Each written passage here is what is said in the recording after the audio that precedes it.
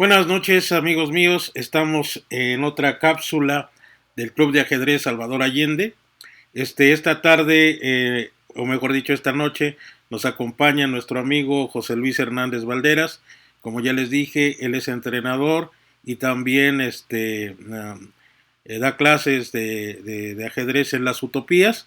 Como siempre, le dejaré los micrófonos para que diga en qué utopías está y que también nos informe sobre el torneo que va a ser este sábado, creo que sábado y domingo, sobre cuáles son no los requisitos, pero a qué horas van a empezar, más o menos cómo está la organización, y espero que tengan un buen selectivo, ¿no? Esta tarde vamos a tratar el otro capítulo de la práctica de mi sistema, que está unido también a mi sistema. Daré una breve explicación y daremos una partida la primera partida de ese capítulo que se llama restricción y bloqueo, ¿no? Entonces, sin más, pues dejo que mi compañero José Luis se presente y que les dé las buenas noches y que otra vez diga sus horarios y que esté, digamos, bien en el sentido ahorita de salud, ¿no? Adelante, José Luis. Buenas noches, profesor, ¿cómo estás? Espero que todos se encuentren bien, equipo, y pues les hago una vez más la invitación a que nos acompañen a los espacios para el aprendizaje y práctica del ajedrez. Particularmente, pues están las utopías en las que yo me encuentro, que son Tezontli, en donde los martes y jueves sesiono de 9 a 1 en las mañanas. Está la de Olini, allí por el rumbo de Cabeza de Juárez, en el Deportivo Francisco Madero, en donde las sesiones son miércoles y sábados de las 4 a las 6:30, y los viernes en Iztapasauria, en Santa Cruz Meyahualco, de 4 a 6. Ahí los esperamos para que se integren a nuestros equipos de trabajo y hagamos de esta disciplina una actividad cada vez más difundida en nuestras comunidades. Muchísimas gracias. No, a ti. Ahora, adelante, perdón. Ahora, este sábado, como comenta el profesor, tenemos el compromiso del torneo selectivo en Iztapalapa, que se va a llevar a cabo en el Deportivo Iztapasauria, precisamente en Santa Cruz Meyahualco. Tenemos como fecha límite para inscribirnos este día 18, este próximo viernes, antes de las 6 de la tarde. Así que les insto a que consulten nuestra convocatoria. La podemos compartir aquí, profesor, en nuestro espacio de Facebook para que la gente tenga acceso a ella. Pero les recuerdo que es antes de este viernes a las 6 de la tarde como fecha límite para su inscripción. Ok, muy bien. ¿A dónde tienen que inscribirse? ¿Es contigo o con Armando, no? Creo que es con Armando Saavedra, ¿no? Sí, aparece en la convocatoria el teléfono y WhatsApp, el correo electrónico también del profesor Saavedra. Ahí se encuentra el contacto para que ustedes puedan inscribir. Y cualquier duda, ya sea a través de este espacio o ahí directamente con el profesor Armando Saavedra, se pueden resolver. Creo que ya subieron la convocatoria también a la página del Club de Ajedrez Salvador Allende, ¿no? Y también a Casper Chess.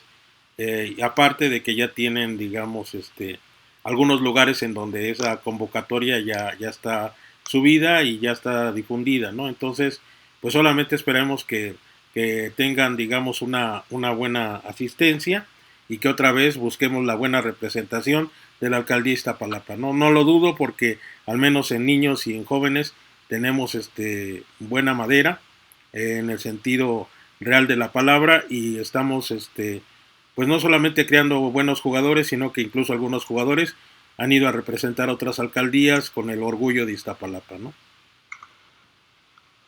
Así es, profesor. Vamos a hacer esa convocatoria nuevamente para que la gente se sume a este proyecto. Sí, claro. Bien, entonces vamos a pasar a la pantalla en donde está, ¿cómo se llama? El tablero. Y vamos a empezar con algo que quiero mostrarte.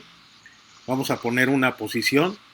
La posición, déjame ahorita acomodarla. Voy a hacer viene en un libro que se llama El bloqueo de Aaron Insovich. Casi nadie lo conoce. Creo que no hay una edición en español. No sé si tú conozcas alguna.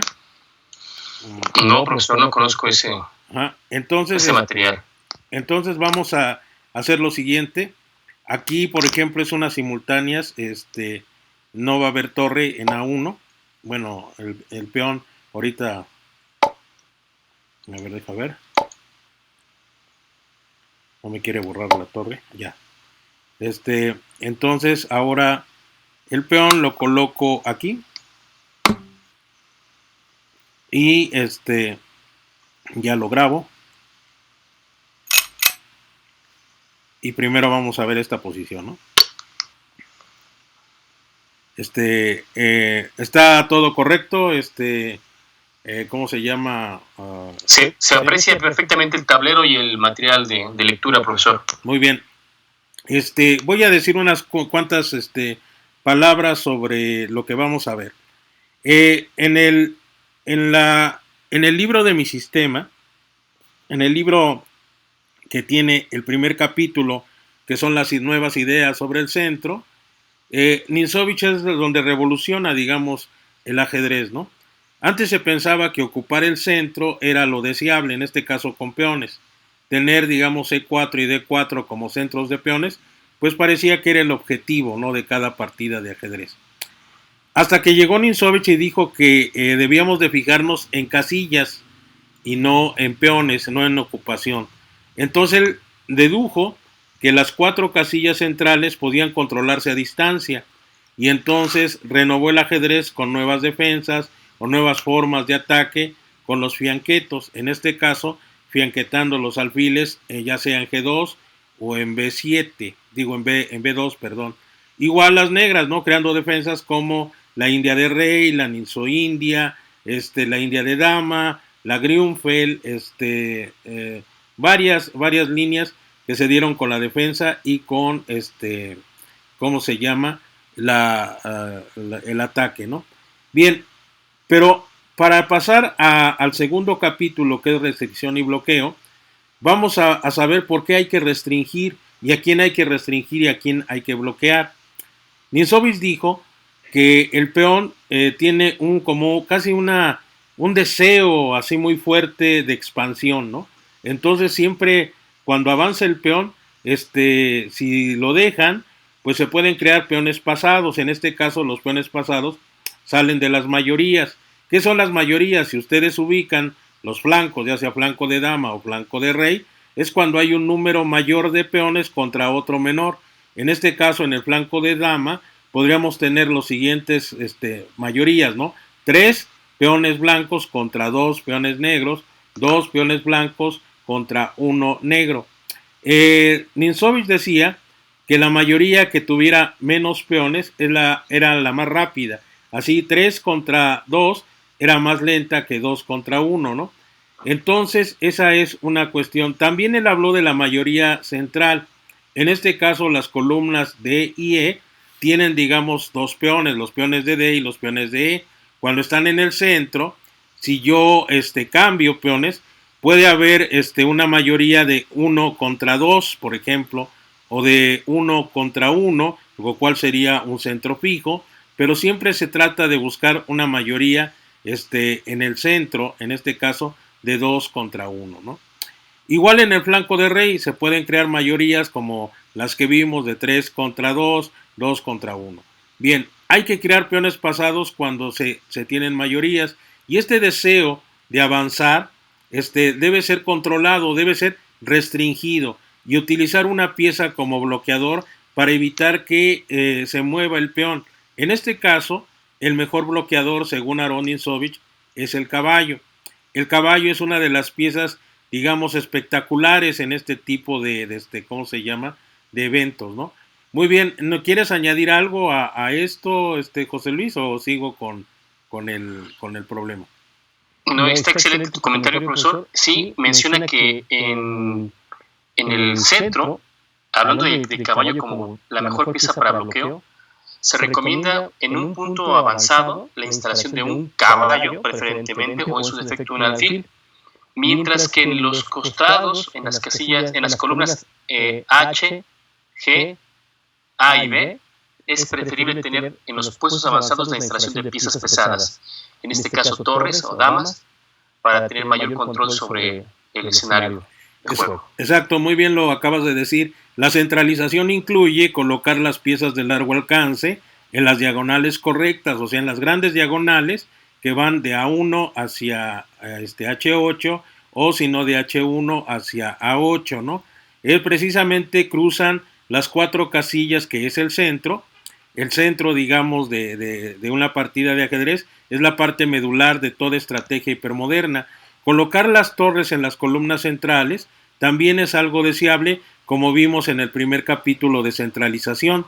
El tener centralización nos hace que no que se vaya a ganar la partida nada más por centralizar, pero es uno de los factores que ayudan a, por ejemplo, a relacionar los ataques laterales con las cuestiones centrales, ¿no? Si el centro está estable, si no tiene rupturas, entonces vienen los ataques de flanco. Si hay un ataque de flanco, pero hay una ruptura que se puede hacer en el centro, es por eso que Steiner decía que a cada movimiento lateral viene un contragolpe central, ¿verdad? Así es, profesor. Muy bien, vamos a ver esta partida que con la cual trata de demostrar de una manera muy simple a Aron Nimzowitsch ese deseo de expansión del peón y por qué se debe de restringir y también por qué se debe de bloquear. Muy bien, la partida comenzó de una manera clásica. Lo que vemos de Nimzowitsch es que él utiliza ejemplos muy clásicos, en este caso para demostrar sus ideas, ¿no? Juegan E4 y le contestan E5, le juegan caballo F3 y le contestan caballo C6. Quiero decirles que en esta partida Aron Nimzowitsch da la ventaja de una torre, pero pide mañosamente que se coloque un peón en A3. Fíjense bien que cuando uno tiene conocimientos de teoría del ajedrez, puede hacer estos trucos y ahorita van a ver por qué. Bueno, aquí le juegan el alfil a C4 y entonces aquí le juegan el alfil a C5. ¿Sí? Aquí le juegan C3 y aquí le juegan caballo F6. Y es aquí donde viene el truco. Aquí le juegan D4 para crear la falange de peones o el centro de peones móvil, que es lo que se piensa de manera clásica, que hay que ocupar el centro con peones y sobre todo si es un centro móvil, pues es doblemente peligroso. Aquí le juegan E por D4 y aquí le juegan C por D4. Y entonces, en líneas normales, sí lo sabes muy bien porque tú jugaste esto, fue parte de tu preparación, digamos, de joven, ¿verdad, José Luis? Aquí sí, efectivamente. En esta posición, con tu gran maestro nieto, ¿no? ¿Cómo se llama? No, sobrino, perdón. Sobrino, el gran bueno, queda en familia. Sí, el gran Carlos Sobrino, ¿no? Aquí, sí. Si te das cuenta, pues está el jaque, ¿no? En B4. Esa es una y la casilla ya está cubierta por el peón que destacas como la ventaja que toma a cambio de la torre. O sea que la ventaja que está dando Aron Nimzowitsch es falsa, ¿no? Es muy engañosa. Es aparente, sí. Ajá. Entonces, pues nomás le queda jugar el alfil a B6. Y aquí vemos las cuestiones del peón. Cuando un peón está bien colocado, sencillamente evita que los alfiles o los caballos se coloquen en buenas casillas. Y entonces se viene lo que se llama la descentralización de piezas o quitar, desmovilizar las coordinaciones, ¿no? Aquí le juegan primero D5. ¿Qué es lo que tiene que hacer? Pues otra vez jugar el caballo hacia E7. Cualquier otro salto de caballo, quedaría el caballo atrapado porque el alfil se retiraría y le jugarían B4, ¿verdad? Dejando atrapado a ese pobre caballo negro, ¿no? El negro se va quedando sin espacio por ese poder expansivo que hablábamos. Sí, del peón. Del peón, exacto. Y entonces aquí le juegan, pues E5, ¿no? Y entonces, pues este caballo dice, no, pues es que si me regreso a mi casilla, pues ya imagínate, no salgo para volver a regresar a casa, pues no, ¿verdad? Es como si se nos hubiera perdido algo y regresamos a casa a buscarlo y tampoco se encuentra, ¿no? Con este movimiento de caballo, todas las piezas negras han jugado 2 o 3 veces. Exacto. En la apertura. En la apertura. Aquí Nimzowitsch aplica muy bien, explica con un ejemplo muy sencillo cuál es el deseo expansivo del peón y por qué se debe de restringir, ¿no? Entonces, aquí le juegan caballo E4, ¿no? Y están amenazando la parte más débil que es F2.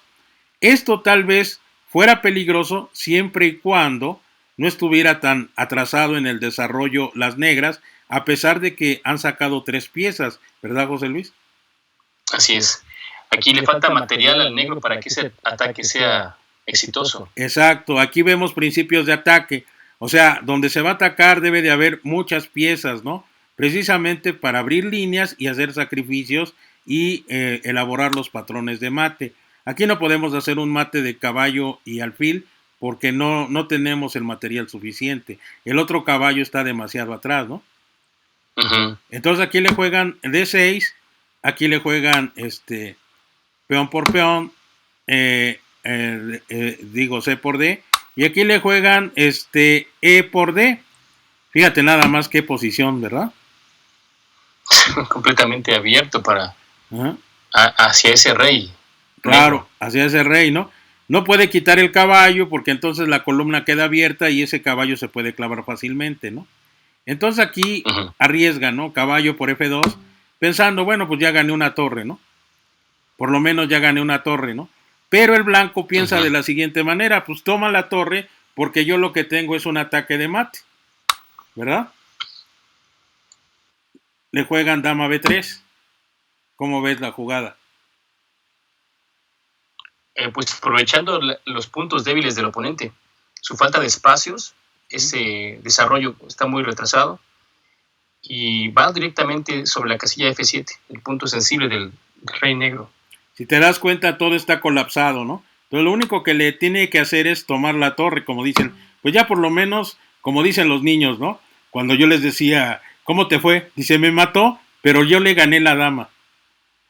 Y me daba risa porque dije, bueno, pero te mató, ¿verdad? Sí. Ah, bueno, pues la dama pagó el precio, pero pues al final de cuentas te ganó por mate, ¿no? Sí, pero se fue con sus cates bien dados, ¿no? Sí. Lo que quiere decir deportista. Eso es lo que quería decir, ¿no? Por lo menos lo hice sufrir, perdió material, no, pero pues el ajedrez no es eso, ¿no? Aquí le juegan alfil por F7 jaque, rey F8 y le juegan esta que ya es demoledora, alfil G5 y se tiene que retirar porque toda la pérdida que va a sufrir, digamos, el negro, pues es cuantiosa, ¿no? Sí, y va acompañado de un mate porque ese rey está complicado, las dos torres están ahogadas, el alfil de casillas blancas igual, está jugando contra dama y alfil con un caballo y con un alfil.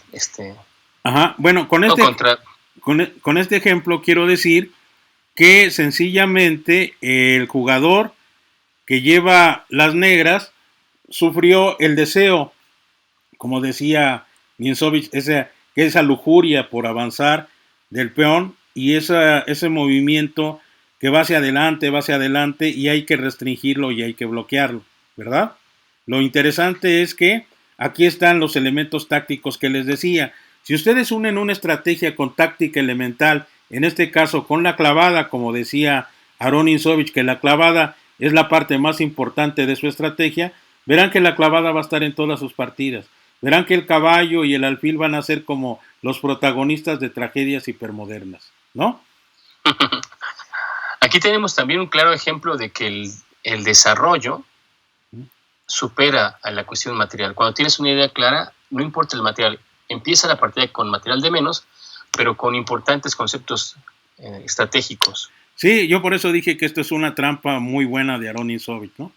Bien, ahora vamos a irnos más rápido. En este caso vamos a pasar las partidas, ya no vamos a ver las de centralización, las dejaremos que las partidas que ustedes quieran ver, son como 20, ¿no? 20 partidas que hay de centralización por parte de Aaron Niensovich. Y vamos a irnos al capítulo de restricción, ¿no? ¿Cómo ves? Me parece muy bien, profesor. A ver, déjame ir un poco más rápido para que...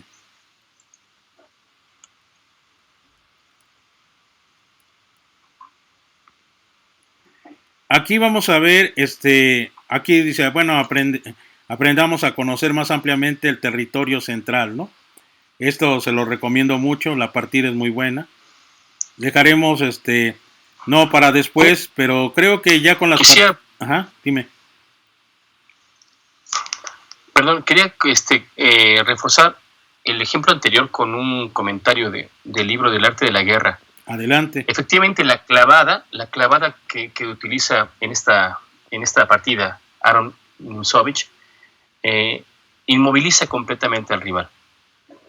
Dice el libro del arte de la guerra que es una amenaza, es más poderosa mientras se sostiene que cuando se ejecuta.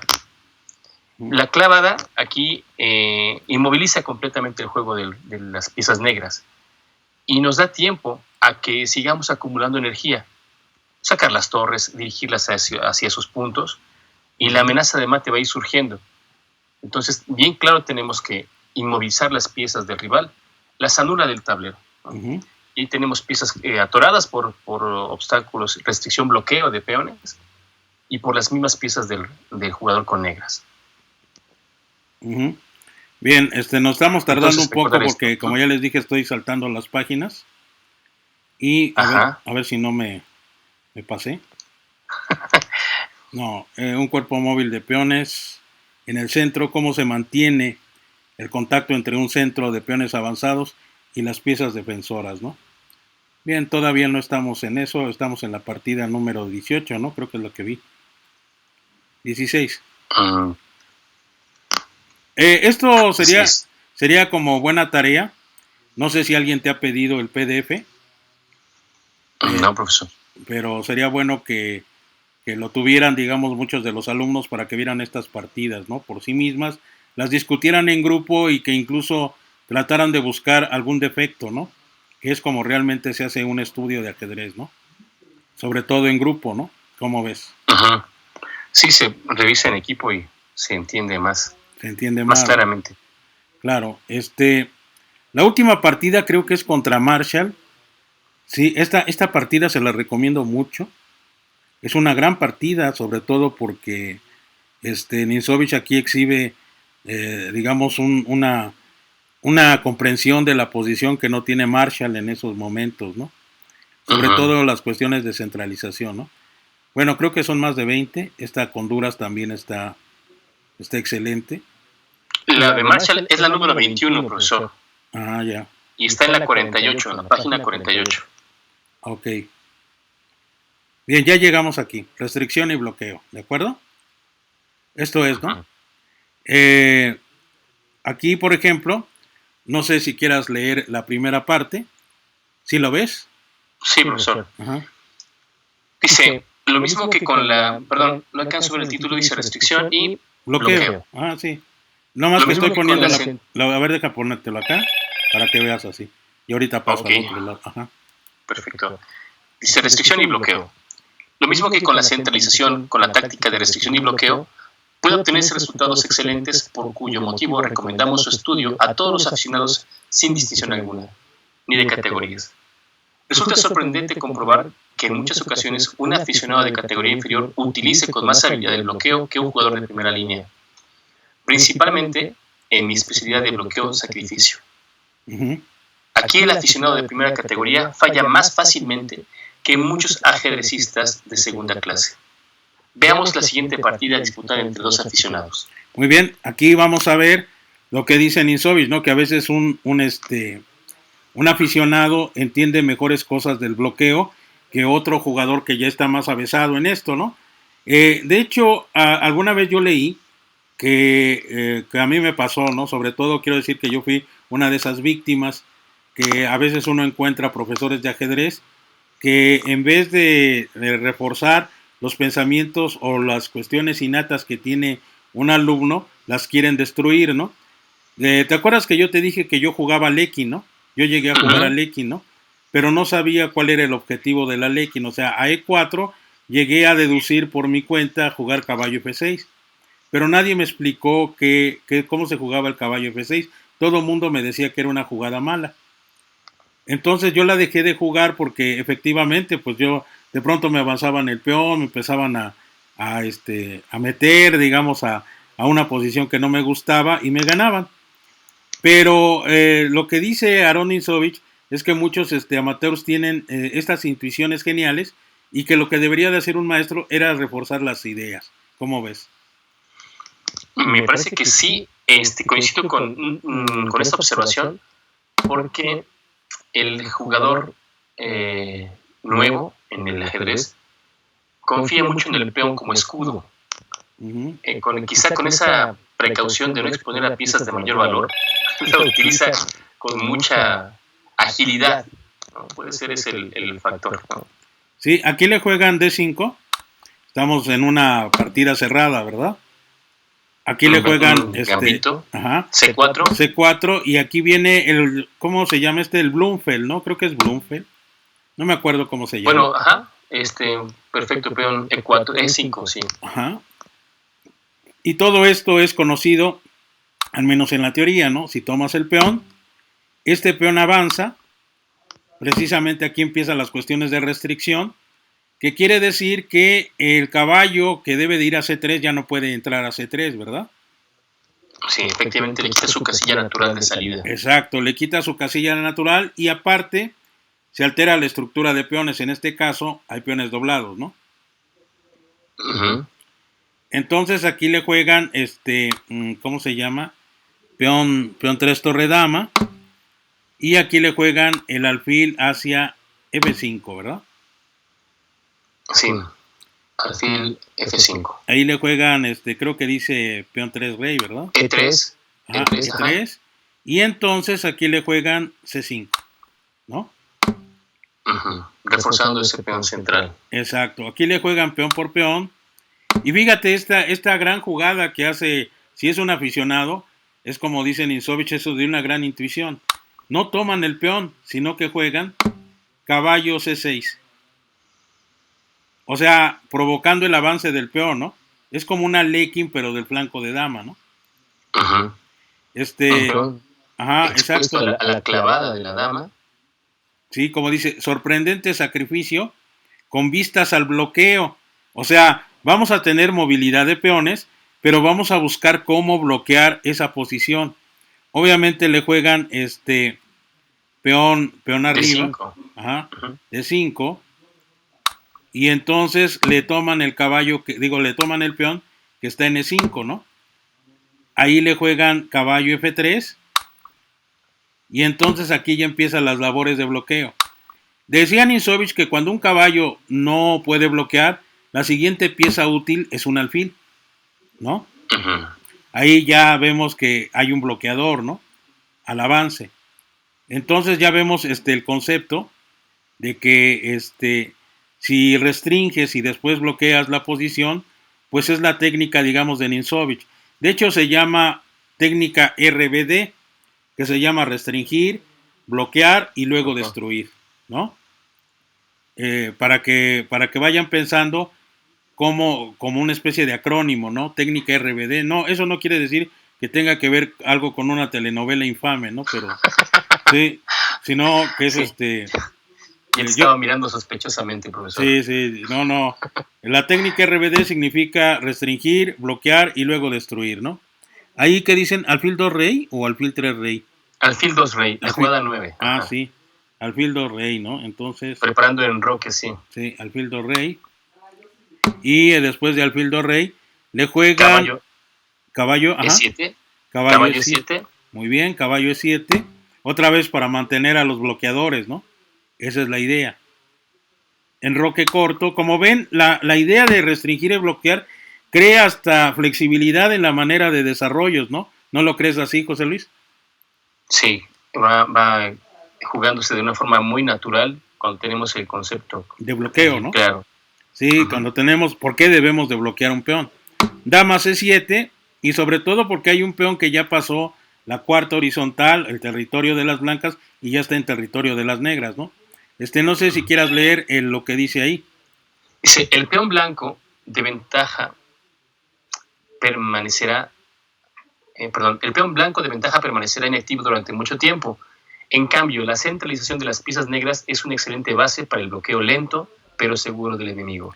Aquí vemos el otro concepto de centralización, ¿no? Aplicado ya a la restricción y el bloqueo. O sea, vamos a ver cómo Ninzovich construye el conocimiento y va haciendo de sus partes un edificio intelectual, ¿no? O sea, si hay centralización, entonces viene restricción y bloqueo, y por lo tanto también la idea de profilaxis, ¿no?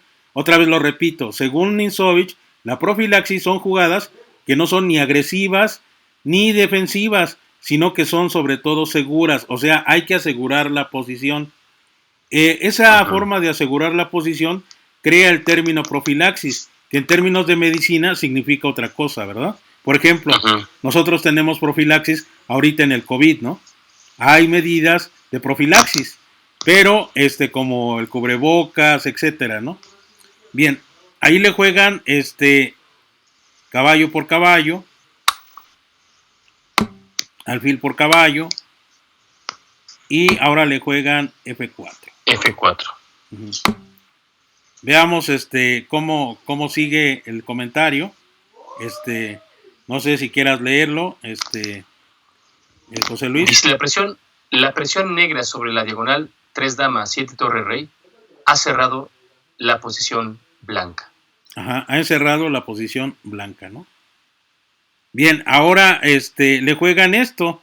Fíjate bien, le dejan libre la casilla para que lo ocupe un caballo. ¿Cómo lo va a ocupar un caballo? Pues entonces vemos la maniobra caballo C8, caballo D6, ¿verdad?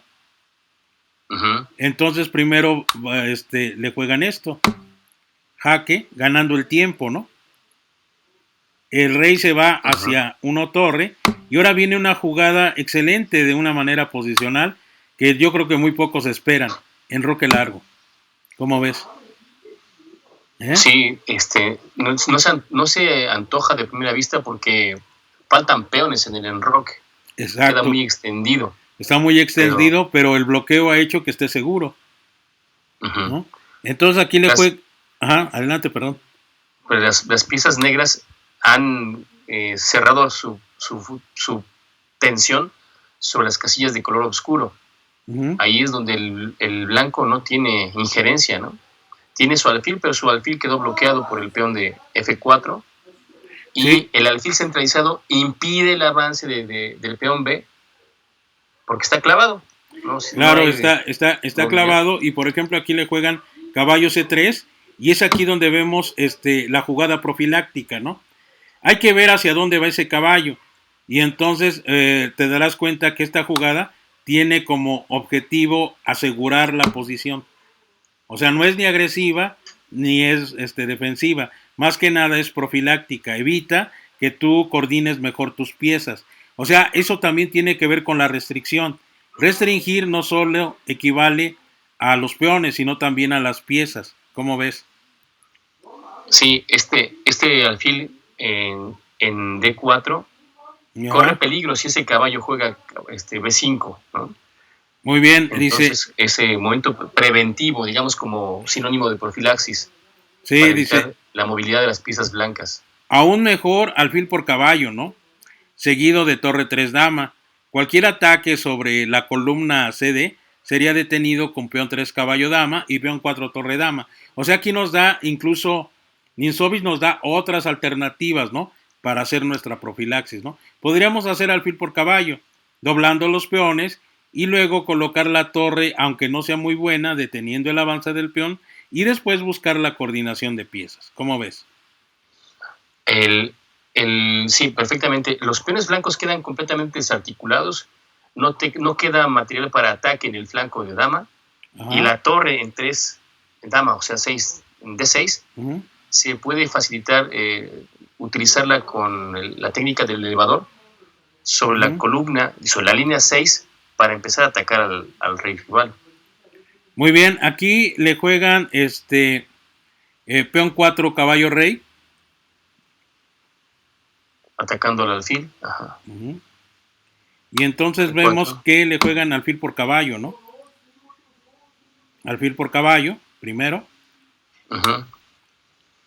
Ahí le juegan peón por alfil de rey, o sea, el alfil de rey es el de casillas negras, ¿no? Ajá, peón B, ajá, B por C3. Ajá, y entonces entra el otro alfil, pero dando jaque. ¿Cómo ves?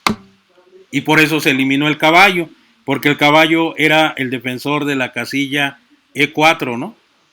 ¿Cómo ves? Entonces, pues, intercambiando a favor de su presión sobre el rey, hay dos diagonales peligrosísimas. La del alfil en la gran diagonal y la de la dama, que desde C7 está haciendo presión hasta el punto H2.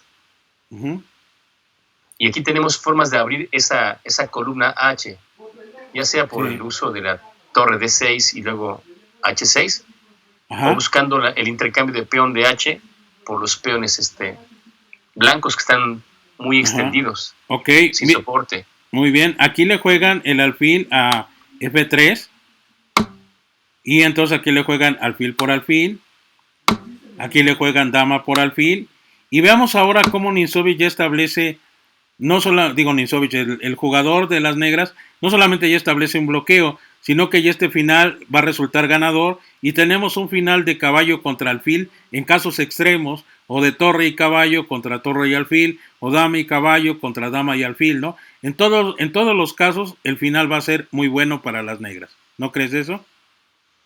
Sí, tiene más movilidad el caballo que el alfil, que queda bloqueado por sus propios peones. No tiene espacio. Y eso nos da una manera de valorar cualquier posición que Ninsovic creó a partir, digamos, de estos elementos, ¿no? Aquí le juegan, ¿cómo se llama? F5. Y obviamente aquí le juegan, sostienen el peón, y ahora lo juegan con H3, y él lo juega con G6, ¿no? Entonces, ve lo que dice aquí. ¿Cómo ves? Pérdida de tiempo. Debió jugar inmediatamente rey G1. Sin temor a peón por peón, ¿no? Entonces aquí le juegan el alfil a E3. Veamos cómo esto ya forma parte ya de una técnica. Y vemos este gran movimiento del rey negro. ¿No te parece un gran movimiento? Sí, tiene profilaxis igualmente, como mencionas. Se quita del escenario de los intercambios. Exacto. Y vienen rupturas. Entonces, antes de que esas rupturas se presenten, el rey a buen resguardo. Dice, dejando paso al bloqueador, el caballo se dirige a 3 damas, ¿no? Torre de dama 1 caballo. Quieren atacar, quieren tener elementos de ataque, pero obviamente ya no tienen nada aquí, ¿no? Caballo a C8, y ahora vamos a ver solamente la consolidación de la idea, y vamos a ver que si esto lo jugó un amateur, pues realmente merece elogios, ¿no? Este amateur, ¿cómo ves? Pues está aplicando los principios que defendía Ninsovic con mucha claridad. Esa jugada de caballo C8 para un jugador nuevo es poco frecuente. Claro. Es poco usual visto, ¿no? No hay normalmente esa convicción de por qué hacerla. Parecería ceder terreno. Exacto. Aquí le juegan torre B3 y entonces aquí le juegan caballo a D6, ¿no? Ya aquí ya tenemos puesto, no sé si quieras leer lo que dice ahí. Dice, la posición blanca parece sin esperanzas. Hay debilidades en 4 alfil dama, que es el peón C4, y en 4 rey, que está creando un punto de avanzada con el peón de F5. Exacto. El peón de D5 está bloqueado y con él la diagonal blanca. O sea, ya se aplicó la técnica RB, ¿no? Restringí y estoy bloqueando, y ahora viene la tercera parte, que es la destrucción ya de la posición, ¿verdad?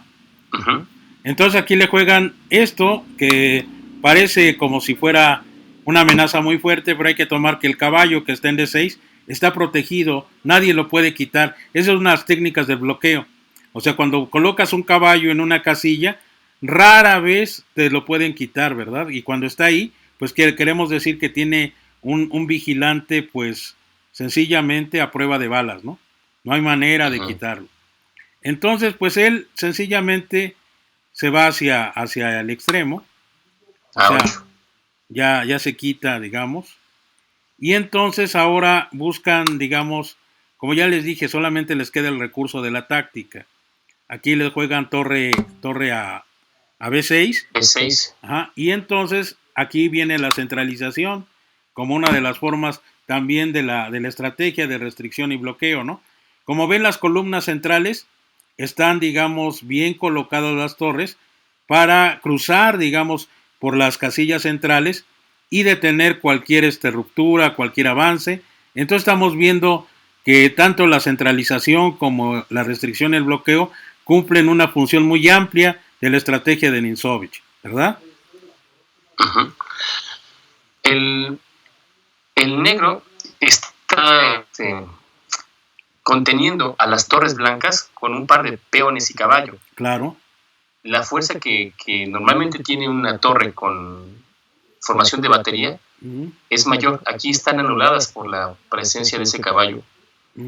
Si quieren hacer algo, tienen que sacrificar material y no es necesariamente fructuoso el esfuerzo. Le faltan piezas de ese lado. Aquí le juegan dama F2 y vemos algo que después va a aplicar un campeón del mundo como Tigran Petrosyan, que va a ser experto en esto y que ya lo dijo Nisovich, el bloqueo con sacrificio. Este es un sacrificio posicional, no es un sacrificio táctico, sino es un sacrificio posicional. ¿Por qué? Porque le quita elementos para presionar C5, ¿no? Y mantiene al bloqueador totalmente inmune a cualquier ataque. Aunque tengan 2 torres, no hace nada, porque esas torres, como diría el gran Tartakover, muerden el vacío, ¿no? Entonces, sí. Torre por caballo, torre por alfil, y entonces le devuelve, ¿no? Dice, no, pues entonces yo también hago torre por caballo, ¿no? Porque si toman la torre, pues ya dije, eso quedaría totalmente muerto, ¿no? Y ahora le juegan torre de dama 1 rey, y ya tienen la columna, ¿no? Bueno, perdí el bloqueador, pero ahora tengo la columna. Y aparte estoy amenazando la torre, ¿no? Entonces... Menciona... adelante. Nimzovich en su sistema menciona que el propósito de poseer una columna abierta es la invasión en séptima. Exacto, sí. Y aquí vemos correctamente, ya tiene la columna a costa de un buen caballo, pero la ventaja que se obtiene es decisiva, ¿no? Exacto. Esta torre va a entrar en séptima y se va a convertir en una fila absoluta, una torre absoluta, como lo menciona él, en donde el rey blanco va a quedar sin movimiento, sin espacios de sumarse a la lucha más tarde, ¿no? Claro, entonces aquí le juegan torre 6, esta a la que está en dama 6, o en D6, la juegan a B6, y entonces aquí viene lo que tú dices, ¿no? ¿Cuál es el objetivo de una columna? Pues dominar la séptima, ¿no? Tener la séptima absoluta, ¿no? ¿Verdad? Así es. Y eso viene en mi sistema y también forma parte de la estrategia. Dije que cuando empiezas con el primer capítulo, lo que vas a ver es que no son capítulos desilvanados, son capítulos que se van añadiendo. O sea, tiene centralización, luego viene restricción, luego viene esto, luego viene el otro, y al término de la lectura de mi sistema, te das cuenta que ya tienes un método para jugar, ¿verdad? Completamente de acuerdo, profesor. Aquí le juegan, pues, dama F1, y entonces, con toda la tranquilidad del mundo, le juegan dama hacia E7, haciendo la famosa, lo que después se conocería como escopeta Lekin, pero ya Nisovich lo hacía, ¿verdad? Uh-huh. Esta escopeta Lekin es cuando triplicas todas las piezas mayores en la columna y realmente dejas, pues sencillamente indefenso, ¿no? ¿Cómo puedes defenderte de tantas cosas? Entonces, mucha presión. Sí, aquí le juegan la torre 6 a B2, ¿verdad? La torre de B6 a B2. Y entonces él tranquilamente, esto que tú habías dicho, ocupar el punto fuerte, que después vamos a ver que hay que sobreproteger, hay que mantenerlo bien cuidado, le da un jaque aquí, y es un jaque mortal. ¿Qué puede hacer ahí el pobrecito del blanco, no? Pues nada. Sí, el pobrecito del blanco sí. Queda amarrado de manos, no puede hacer otra cosa. No se puede proteger, lo único que tiene... la única. Y con esto lo remata, ¿no? Otra vez, una especie de amenaza doble, está haciendo un jaque, más que un jaque, mejor dicho, está quitando a la torre, y está provocando, digamos, una amenaza muy fuerte para mates, ¿no? La idea es jugar la dama hacia G3 con jaque, y entonces otra vez con qué te proteges, ¿no? Y ahí se tienen ahí se tienen que rendir, y ya nada más como colofón, a ver si lees esta última parte, que es dice, Carl Jacobsen de Copenhague llevaba las piezas negras tras 3 meses de aprendizaje, acababa de ascender a segunda categoría. La estratagema de esta partida no agota en forma alguna la estrategia restrictiva. La restricción es muy amplia y por ello muy difícil de asimilar. Es de enorme importancia penetrar en sus secretos. Muy bien, ¿qué te pareció? Muy ilustrativa, muy interesante, sobre todo, como mencionas, viniendo de gente que con poco tiempo en el ajedrez, pero haciendo caso de estas recomendaciones, pues aumenta su nivel de juego. Aquí lo que me gusta de Nimzowitsch es que utiliza material, ya sea propio por partidas suyas o de gente que estudió con él, para ver la aplicación de estos principios de mi sistema. ¿Qué es lo que hace un verdadero maestro, no? Que pone, digamos, las partidas de sus alumnos, pero no por la fuerza, sino por lo que han aprendido. Fíjate, si eso lo hizo en 3 meses, y tiene razón Nimzowitsch, ¿no? Un amateur tiene más instinto que un jugador profesional sobre lo que es el bloqueo. Pero aún así, Nimzowitsch dice, es un tema bastante difícil y hay que estudiarlo. Hay que llevarlo a sus últimas consecuencias, ¿no? Ahí luego va a decir cómo restringir una masa de peones, cuando hay una mayoría, etcétera, ¿no? Entonces hay que tomar en cuenta que ya hay 3 cosas que vamos uniendo. La centralización o las ideas del centro, la palabra profilaxis, que a muchos les cuesta trabajo entenderla, pero Aaron Nimzowitsch es muy claro. Lo que pasa es que yo he tenido algunas pláticas con amigos, incluso que son de buen nivel, que me dicen, no, es que la profilaxis es defensiva. Y yo les digo, no, es que la palabra profilaxis no significa eso. Y dice, no, ¿cómo no? Dice, por eso Aaron Nimzowitsch, dice, le gustaba mucho la defensa. Y les digo, no es cierto, Nimzowitsch era muy provocador, era un jugador que provocaba demasiado y que incluso se metía en posiciones tan agudas que a veces no las sabía controlar. No, Nimzowitsch tiene un carácter distinto, ¿no? Entonces la profilaxis debe ser entendida como él lo dijo. No es ni una jugada ofensiva ni defensiva, sino es una jugada que asegura la posición. Es como vimos ahorita, ¿no? Después de caballo C3, ¿por qué juega A6? Pues precisamente para mantener la seguridad, ¿no? La otra, no solamente esa jugada puede ser profiláctica, ¿no? También la jugada profiláctica tiene que ver con un cambio, ¿no? Bueno, cambio el caballo, doblo peones, después juego B6 y controlo las columnas y tenemos ahí un punto que va a ser C4 para atacar, ¿no? En este ejemplo que acabamos de ver, se nota la diferencia entre defensivo y profiláctico, porque cuando coloca su alfil en el centro, está atacando. Ese alfil se dirige hacia el rey contrario y lo que quiere es conservar esa ventaja. No está defendiéndose. El rey, su rey siempre estuvo bajo seguridad. Nunca estuvo expuesto. Claro. Y tú te defiendes cuando hay amenaza. Defensa significa eliminar amenazas. No hay amenazas. Lo que quiere Nimzowitsch destacar es que ese movimiento garantiza la fuerza de tu ataque. Ahí es donde se ve la diferencia entre defender. Está previniendo que le destruyan su castillo de naipes, ¿no?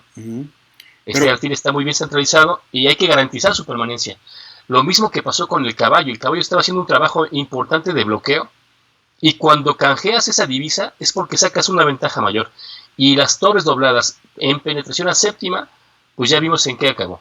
Obligando al rey a rendirse, al rival a rendirse.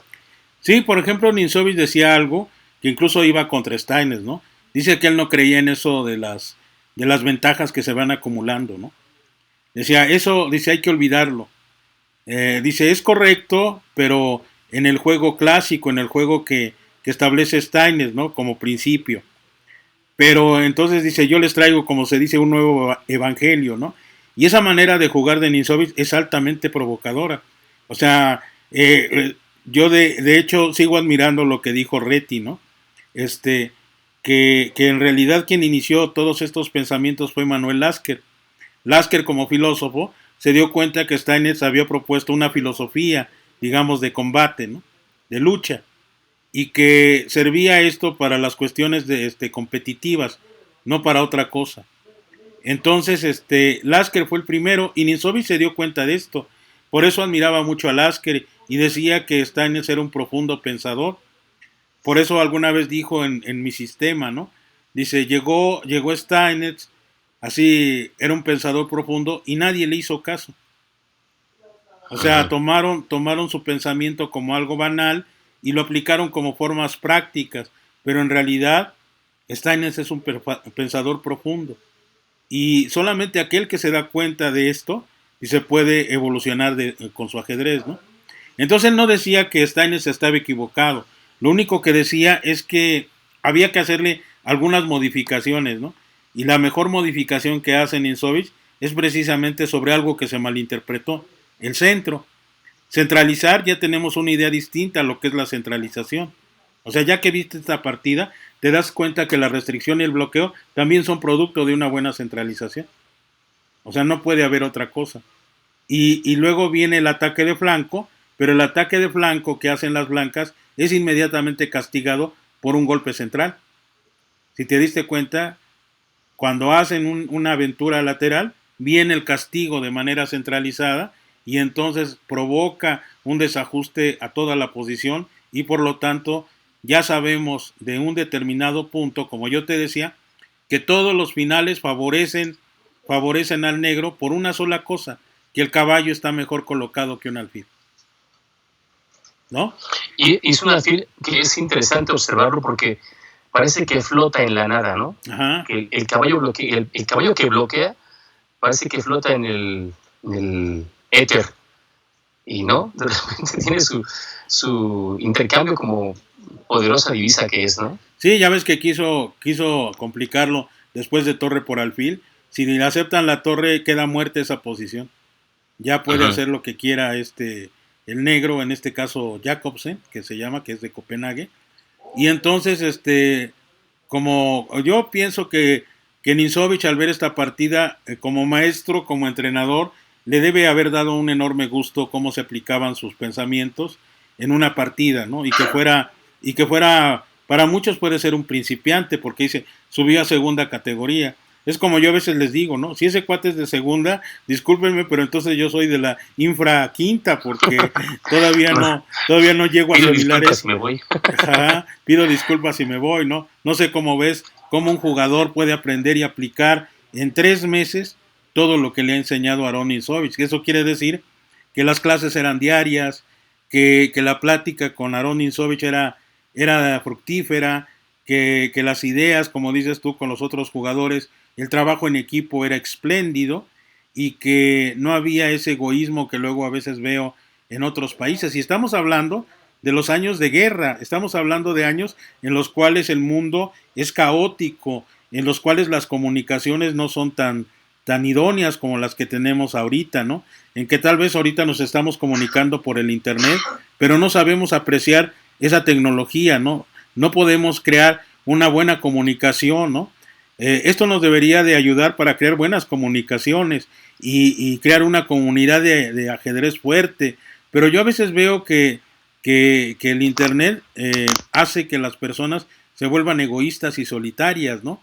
Que a veces piensen que sus pensamientos valen tanto que no es digno de compartirlos, cuando es al revés. Entre más compartes, como que más riqueza intelectual tienes, ¿no? Entre más lecturas tienes y las compartes con los demás, eso produce, digamos, grandes jugadores, al menos en el ajedrez, ¿no? No sé qué pienses tú, pero esta idea cuando te dice 3 meses hablando, pues estamos hablando de qué años, estamos hablando de los 30, de 1927, aquí en México está la Guerra Cristera, Carlos Torre anda por ahí perdido en algún lugar de la República, el mundo está convulsionado por muchas cuestiones políticas y Aron Ninzovich está perdiendo su tiempo, de manera, digamos, coloquial lo digo, lo está perdiendo, digamos, en un lugar donde yo creo que muy pocos lo aprecian. Y ahí es donde va a dejar todo su tesoro, todo su intelecto y todo ese grupo de jóvenes va a ser, digamos, como la bandera de ese Aron Ninzovich que va a ser inmortal por 2 libros, ¿no? No sé qué pienses tú de lo que te estoy diciendo. Este tipo de reflexiones nos invita a pensar en lo valioso que es el estudio, la lectura con un propósito, pues digamos, espiritual. ¿Cómo alimenta tu tu mente y tu alma este tipo de conceptos. No estamos tan lejos de la época en cuestión de lo que estamos viviendo. Estos tiempos de pandemia nos han sentado en el hogar a poder reflexionar. Y si es a través de una disciplina como esta, que construye pensamiento, creo que nos debemos hacer caso. A veces solo queremos jugar y jugar y jugar, pero esta reflexión te lleva a que durante la partida tienes un diálogo contigo mismo. Claro. Platicas, te retroalimentas. Entonces, qué mejor que sea a través de conceptos claros para que tus partidas vayan tomando un mejor nivel de juego. Sí, es una cuestión de diálogo filosófico, diálogo socrático, como yo a veces les digo, ¿no? No busco al enemigo, ¿no? Sino busco a aquel que pueda descubrir una verdad junto conmigo y por lo tanto disfrutarla, ¿no? Bien, muchas gracias, José Luis. Espero que, como dices, que transmitas este mensaje a todos tus alumnos y que también todos tus alumnos disfruten el libro, disfruten la lectura, disfruten la idea y se den cuenta que el trabajo en grupo, aunque sea una cuestión solitaria, también debe de ser hermoso, ¿no? Debe de ser de compañerismo, debe de ser de intercambio de ideas y por lo tanto de formaciones de grupo poderosos, ¿no? Intelectualmente, ¿no? Porque al igual que en el ajedrez como en la política, un pueblo que piensa es un pueblo peligroso. Es un pueblo que ya no se va a dejar, es un pueblo que siempre va a tomar su destino y nadie lo va a engañar, no va a haber Loret de Molas que nos finjan trucos o nos digan cosas que hacer y no habrá personas que nos digan cómo debemos de comer o cómo debemos de hablar o cómo debemos de vestirnos, ¿no? O cómo debemos de jugar. La lectura provoca eso, la lectura provoca una rebeldía interna que ya cuando lo haces no deja de parar. Sigue hasta el final de tus días, hasta que te mueras, a menos de que sufras, como ya dije, un derrame cerebral o tus funciones cerebrales queden totalmente aniquiladas y entonces así ya no hay vuelta de hoja, ¿no? Muy bien, gracias. Voy a dejar la cortinilla. No sé si quieras decir algo antes de despedirme. Solamente agradecer a todos su participación y atención a estas palabras, a estas lecciones, a estos consejos del maestro José Luis Vargas. Gracias por su conocimiento, maestro. Muchas gracias por compartirlo. Y haremos que esta información llegue a nuestros alumnos para que vayamos haciéndonos más fuertes como comunidad, como sociedad. Gracias, profesor. Gracias. Buenas noches.